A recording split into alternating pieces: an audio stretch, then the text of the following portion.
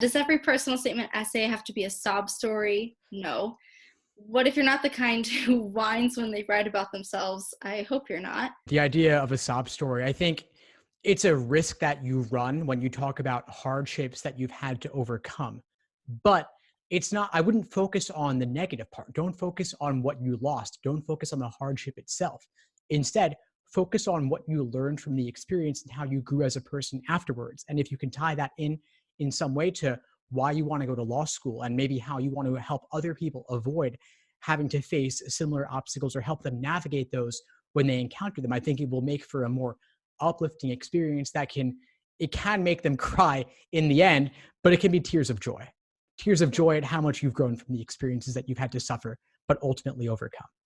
Yeah, for me, my law school application was a combination of lots of things that made me me. So my resume included my experience of being an intern at Los Angeles District Attorney's Office. It had a GPA, which thankfully was high. I had my LSAT score, which thankfully was high.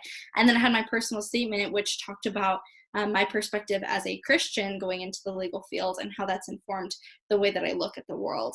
And so I wouldn't say that my personal statement had anything to do with a sob story, and it actually had less to do with individual challenges I faced than just my perspective going into law school in general.